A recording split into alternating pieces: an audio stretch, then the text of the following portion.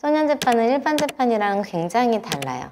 소년 재판을 해보지 않으면 그 사건의 특수성을 이해하기도 어렵고 판사들의 마음이나 생각 이걸 읽기가 어렵기 때문에 사실 제대로 대처하지 못할 수가 있어요.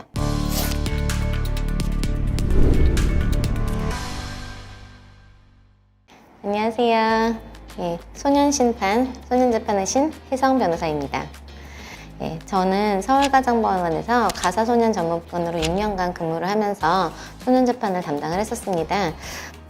소년재판에 대해서 제가 이제 변호사로 일하면서 소년재판 상담을 하다 보면 생각보다 많은 사람들이 소년재판에 대해서 알고 있는 게 별로 없구나, 잘 모르시는구나 라는 걸 느끼게 됐어요. 그래서 소년재판의 특수성이나 어떤 사건들, 많이 들어오는 사건들 이런 거를 설명을 해드리고 알려드리는 게 필요할 것 같아서 이렇게 또 유튜브를 시작하게 되었습니다.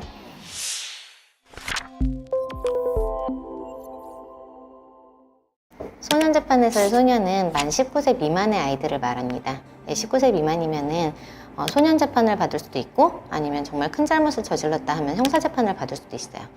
그 중에서도 14세 미만인 아이들 촉법소년이라고 들어보셨을 거예요. 촉법소년은 형사 미성년자를 뜻합니다. 형사처벌을 받을 수 없는 나이예요. 아직 어리다고 생각하기 때문에 살인죄를 저질러도 처벌을 받지 않습니다. 형사처벌은 받지 않아요. 하지만 그 아이들 14세 이하의 촉법소년들은 소년재판은 받을 수 있어요. 정리하자면 14세 미만인 아이들은 잘못을 저지르면 소년재판을 받습니다. 그리고 14세부터 19세까지는 소년재판 아니면 형사재판 둘 중에 하나를 받을 수가 있어요.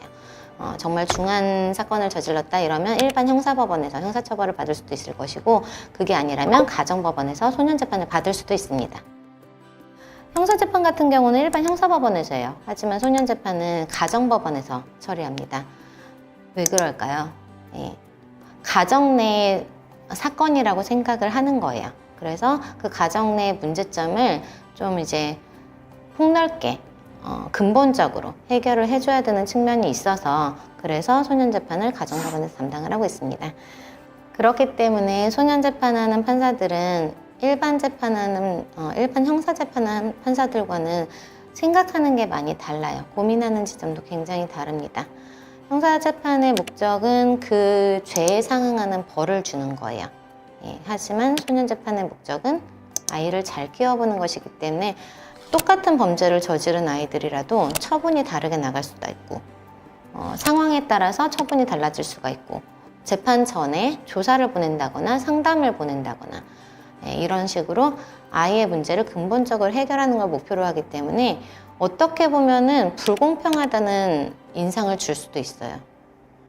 그렇게 느끼는 사람들도 많을 겁니다. 똑같이 어울려 다니면서 사고를 친 아이들 중에 어떤 아이들은 그래도 집이 좀 보호력이 있고 부모님이 이제 잘 아이에 대해서 관심이 있으시고 아이를 컨트롤할 수 있는 의지와 능력이 있다면 아무래도 부모님께 믿고 맡기는 게 사실 아이한테는 가장 좋은 방법이거든요. 그런 부모님들이라면. 하지만 만약에 집에서 컨트롤할 수 있는 어른이 없고 집안 환경이 좀 어렵고 힘들고 그런 아이들이면은 집으로 돌려보내면 또 걱정이 굉장히 되는 거예요, 판사들은. 얘가 집이 또 힘들고 싫으니까 나가서 또 친구들과 어울려 다니면서 사고 치겠구나, 사고 칠 수도 있겠구나. 그러면 걱정이 돼서 집에 못 돌려보냅니다. 저희가 그래서 종교시설에서 운영하는 뭐 유코시설이라든가 아니면 정말 또 조금 더 비행성이 많은 친구들이라면 소년원에 보내기도 하고 그냥 그 아이에게 가장 적합한 처분이 뭘까? 이 아이 가장 잘 키우려면은 어느 게 좋을까? 그걸 고민한 끝에 내리는 결론이에요. 가정 환경이 어렵다고 해서 잘못을 저지르는 게 정당화되는 건 아니지만 그런 아이들이 한 명이라도 도와줄 수 있는 어른이 있다면 달라질 수도 있지 않을까. 그리고 그 어른이 그 한 명이 나였으면 좋겠다. 너희들 누구라도 내 말을 듣고 한 명이라도 귀담아 듣고 조금이라도 달라지고 변화될 수 있다면 정말 보람 있는 일이겠다. 소년재판을 하면서 그런 생각을 많이 했었습니다. 그리고 지금 변호사가 되어서 그 아이들을 조금 더 가까이서 직접적으로 대하고 아이들의 생각을 조금 더 가까이서 진솔하게 들을 수 있는 기회가 많았습니다. 그리고 그 아이들에 대해서 해주고 싶은 말을 더 편하게 해줄 수 있게 되어서 참 기쁩니다. 앞으로 여러 다양한 주제와 내용으로 여러분들 만날 수 있으면 좋겠고요. 예, 구독과 좋아요, 알림 설정 부탁합니다. 혹시 궁금하신 게 있으시면 문의는 댓글이나 메일로 남겨주세요.